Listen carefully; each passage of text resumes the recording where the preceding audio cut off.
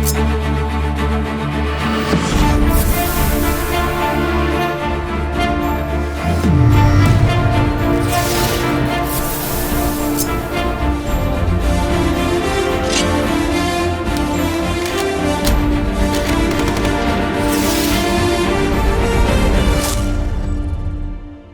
and welcome to this episode of The Defenders on Sansad TV, in which we are looking at a rather current and somewhat controversial issue about the manpower challenges faced by the Indian Army and some suggestions that have been made now public about the need for giving the younger generation a taste of military life under what they call the Tour of Duty program. And to understand what the implications are for the army and for national security, we have two hands-on experts who will help us unravel the mysteries of this latest proposal. And we have Lieutenant General Rakesh Sharma with us. He, of course, retired as the Adjutant General of the Army, and as some of us would know, that handles the major manpower issues and discipline and other ceremonial issues of the Army, but has earlier commanded the Leh-based 14 Corps and a division on the LOC facing Pakistan. So he understands the operational situations rather well. And we have my friend here, Lieutenant General PJS Pannu, who also has had a distinguished run in the Army, retiring as Deputy Chief of Integrated Staff Headquarters, but before that has commanded a corps again in Ladakh facing the Chinese, and the LAC, as we know, is very much in the news. And prior to that, a new raising division as part of a new corps that was envisaged in India's northeast, and of course, a number of other instructional appointments. And I'll start with you, General Sharma, sir. You see, the idea that seems to have, to my mind, got the imagination of the military establishment, pushed as they were, as you were telling me, by the government and the PMO, is to find cost-saving solutions to the manpower issues, because there is a large drain on our budget, on the salaries and even pensions.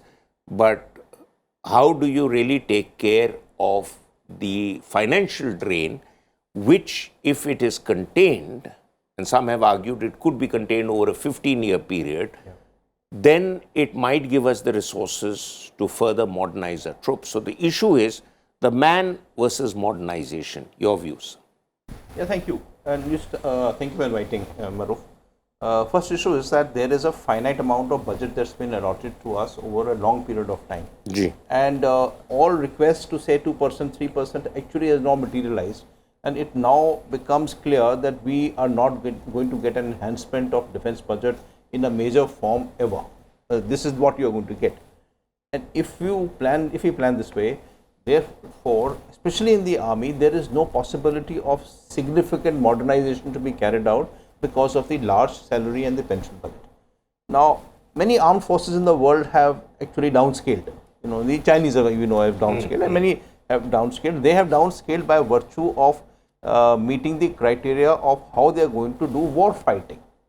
You know, the basics is the doctrinal of today, strategy for tomorrow, and how do you do war fighting. On that basis, they contemplated that we don't require such elaborate forces, and they downscaled and came to a level. I think that would have been the logical method, and I thought the government was also prodding us around to reconsider the issue of right-sizing the force based on the doctrinal issues and the strategic issues. But that did not transpire because first the Chinese came in, and then there was the threat of two front and all these things put together. On operational basis, we could not find a measure to downscale. If we couldn't find it, the government has now come out with this new policy of so-called tour of duty, which has two different strands. Everybody talks for the first strand, which is that 3 years and 5 years of contractual period. That's one strand which we can debate hereafter. The second strand is even more important, which says that the recruitment hereafter will be all on all India, all class basis.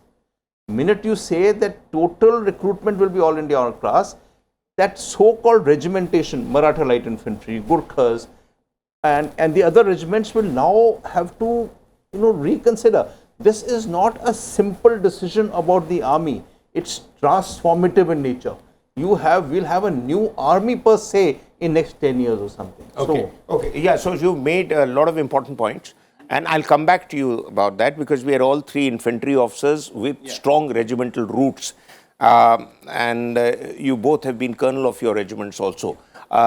Gen Pannu, the issue that is also a mover behind this whole initiative is the argument that it is the need for the forces to be agile, mobile, and driven by technology and not by human valor.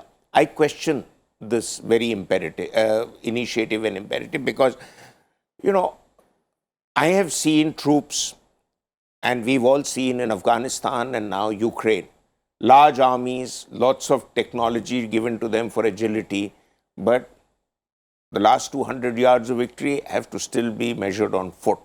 So the question is, having commanded a corps in Ladakh, which is very much in the news, how do you compare agility with holding operations, for example, where these are manpower intensive?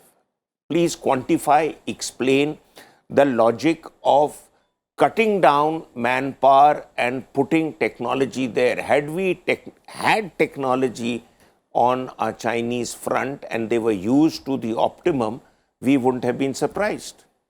Maruf, India is a country with complex issues on the borders.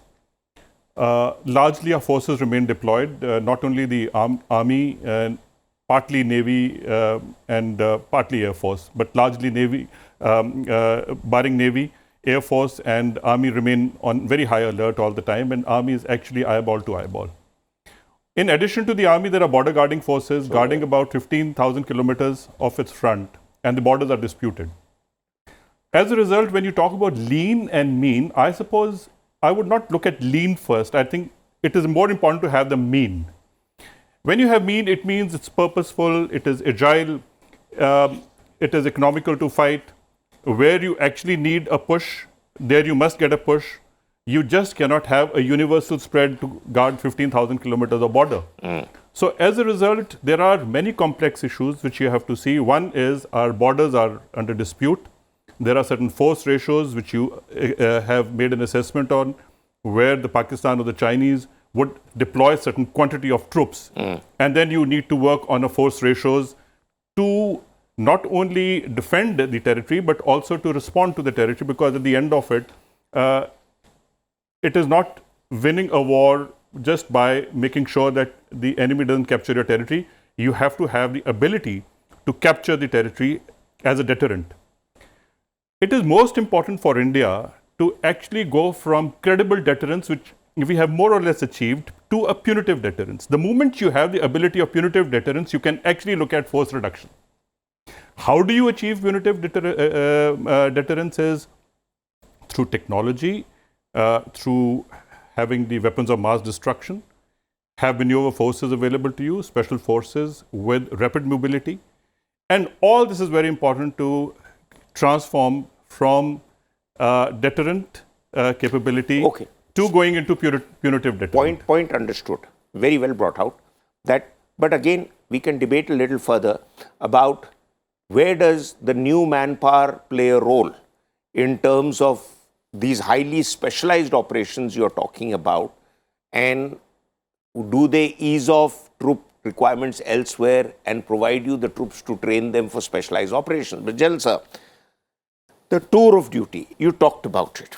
Now, the arguments are in its favor, the following, that currently, if you were to look at reducing it, and I do not entirely accept the Chinese model, because having studied it a bit, in the 60s and 70s, the Chinese had no retirement policy.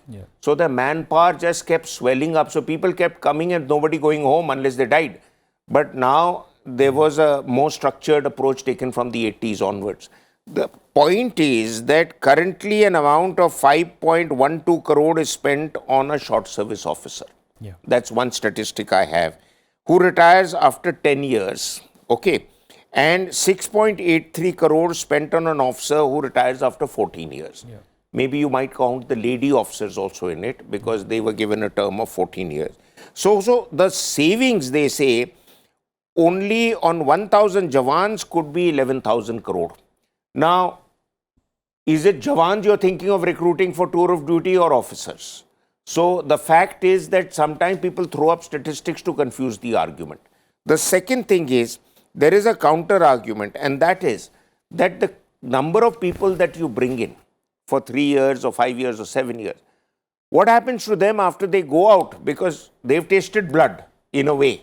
They might have been in operation. We know in Kargil, a lot of young officers were sent into battlefields. They might have opted for a logistics arm, but they were doing infantry duty and then they were sent off to conflict. So those who come back from it will probably not find the peer group they've got used to, or might be so disillusioned that they're not getting the job where they say their skill sets have trained them for, and therefore they keep waiting for an opportunity till they become unemployable, and that leads to disgruntlement, and that leads to a group of people who could be tapped by anti-national elements and exploited. Your view, sir? Okay. Two different things. First is the tour of duty is only meant for Jawans and it's not meant for the officers. It's only for Jawans? Yes. Okay. Short Service Commission, which you said the statistics are actually, they confuse the issue more. Short Service Commission is a nearly failed entry even today. We are not getting people because at 14 years when he tends to go out, he will be in that side of 30s and he doesn't get an avenue outside. From AV Singh 2, which is 2003 onwards, all Commission 6 CPC, 7th CPC said, make Short Service Commission attractive. Those things have been laid down and chronicled and already with the government. But Short Service Commission has not been made attractive. So today we are getting we are getting minuscule percentage of the total capacity we have to train Short Service Commission. So Short Service Commission, this 6 crore, 5 crore is irrelevant. We are not getting a sufficient number of people. If you draw the same analogy across to people of tour of duty, then what happens to a man who is firstly has option from a rural, as it is troops come from rural background, he has the option to join the CAPF, where he becomes a constable and lasts till 60 years of service of age, or he gets a 3 years to 5 years contractual period in the army.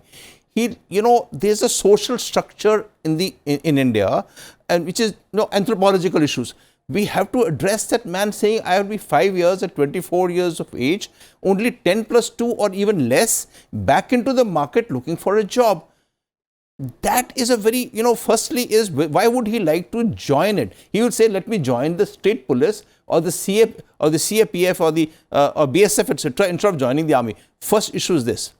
You have to reassure him that after you finish your 5 years, 3 years, I am not in favor totally. I think that's a very personal views, that's a retrograde step. But 5 years also, if you assure him that you will be placed in a situation A, B or C, you will be, that will give the impetus. It's like what we said, short service attractive. We have not been able to make short service attractive for 20 years. Now we'll have a tour of duty which will be most unattractive after 5 years. So I think if we want to push this thing through, which I think now the government has decided to push it through, we need to holistically examine it and not take a hasty decision. That will go counter to the very ethos of the army.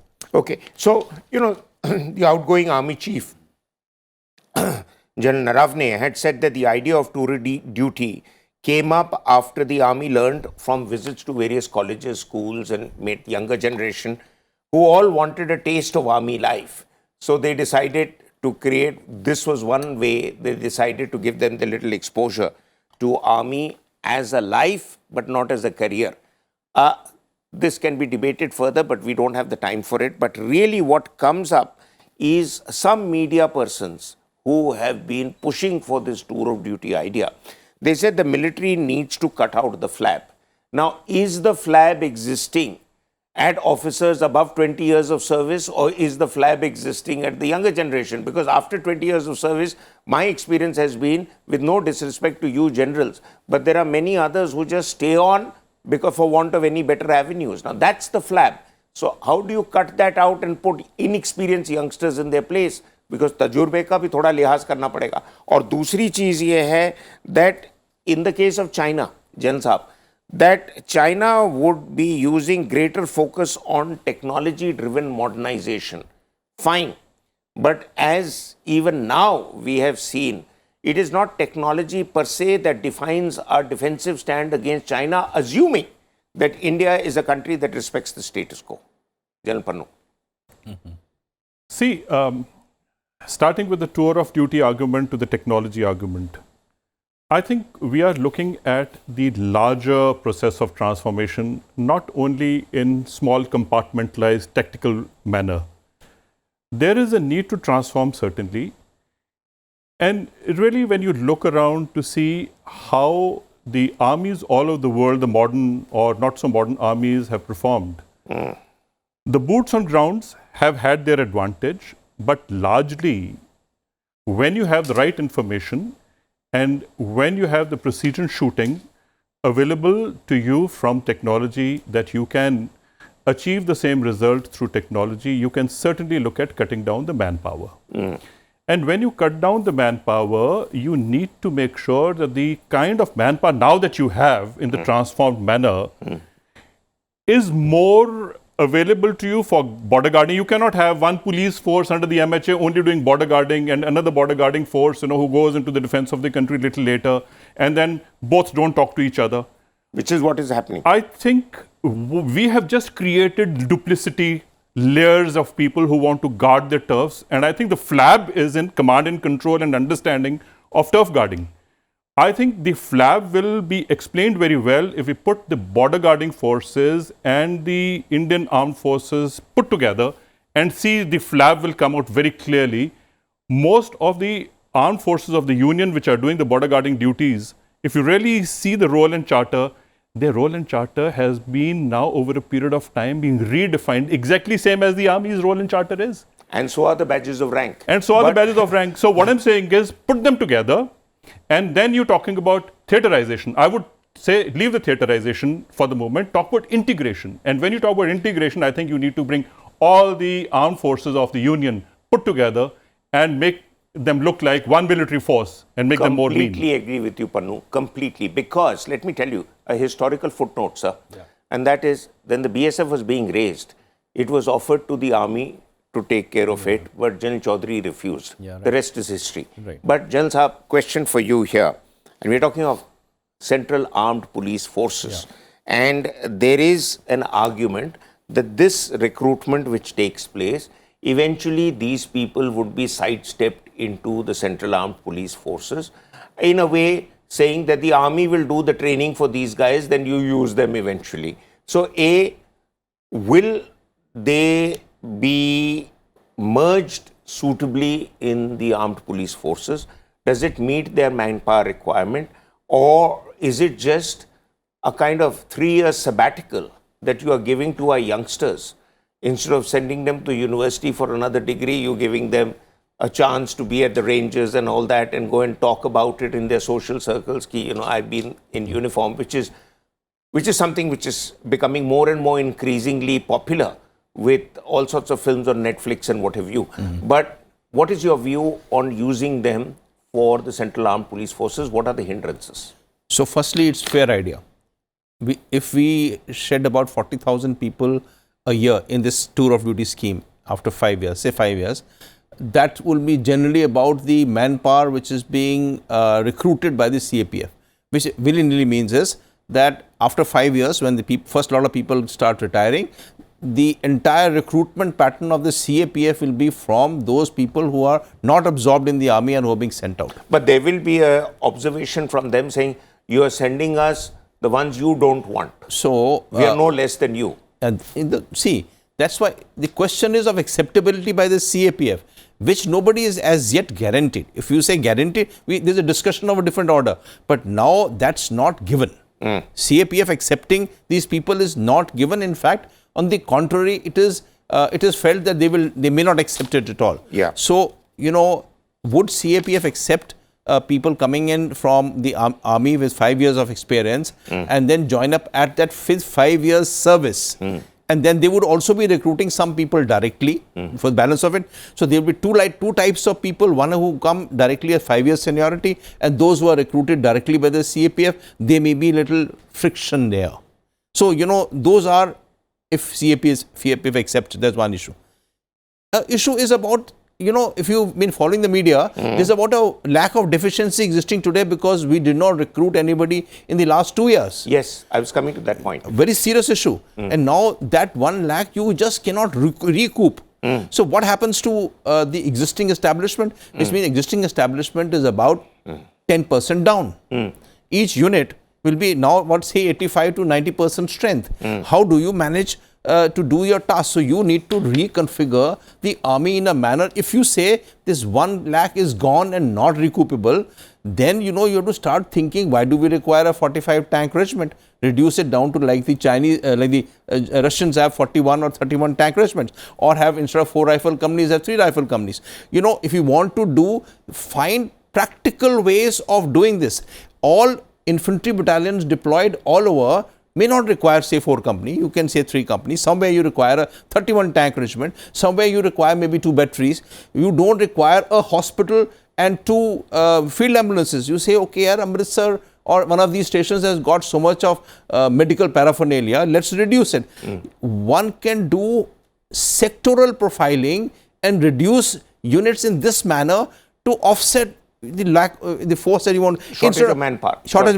Or reduce the manpower. Yeah. Instead of doing the way we have embarked on doing it. No, there is an example that few of us don't talk about it, but in the 1971 war, General Pannu has been Chief of Staff of 4 Corps. He knows the history, that they pulled out units from 4 Corps area and elsewhere and moved them into peace locations, and units from there were moved as part of the elements that went into Bangladesh.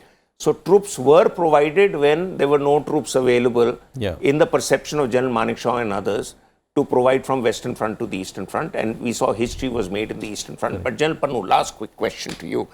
Now there is an argument, and there is some merit in the argument, that this element which is trained and told you're not getting absorbed in the army, not getting absorbed in paramilitary forces or wherever else, suddenly out of frustration then begins to take to arms as part of groups, which obviously you're creating an armed cadre of people or trained cadre of people who could be armed. And if not put to national security use, they become anti-national in the ways that some people could push them into. Do you think that argument has merit? Maruf, well, I think time will tell. If the work culture and ethos is ingrained and regimented, which only happens over a period of time, and it may not be possible to do it over 2 to 5 years or 3 to 5 years. Yes, it means, people came in, got trained, and then they went out, and that color of the OG did not really go into the blood. Having said that, I think earlier also, actually this transformation and manpower exercises have been going on for the last 3 to 4 decades. And I'm aware of a committee under Shri K.P. Singh Deo, which is called the TIization of the army. I think that was a very clear recommendation that at least 25 to 30% of the army should be TAized. It means they will constantly come to the tour of duty and go back to where they're gainfully employed and continue to have repeated training and engagement cycles and employment cycles as the TA battalions do. Unless you are giving a person a secure and assured job absorption after the tour of duty, I don't think so he is going to be motivated enough even to get into the first engagement of tour of duty. And if he does, and he does it without any commitment for job absorption elsewhere, it means he's going to be demoralized all through, because the moment he enters without any assurance, I think his mind is not going to be in the job that he does. His mind is going to be somewhere else, how to secure himself elsewhere. He's going to be looking somewhere else and not in the duty per se. So that tour is going to be a tourism tour and not the duty tour. As a result, what is important is that why these thoughts actually have come into us. What are we trying to fix? What is the problem? Is the problem fiscal?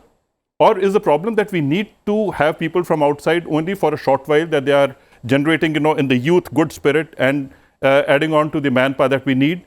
Or do we need to just do something which is neither this nor that, and to fix a problem which is fiscal in nature, we'll land up creating an organization which is demoralized, and at the end of it, when you actually push them to the borders, they fail. I have seen most of the armed forces where you've had conscription, where you've had short tenures, those militaries have failed. Like and the those Russians examples, have done in they have all failed. You can give them tanks, you can give them anything which is high tech, low tech, the command and control structure does not stay.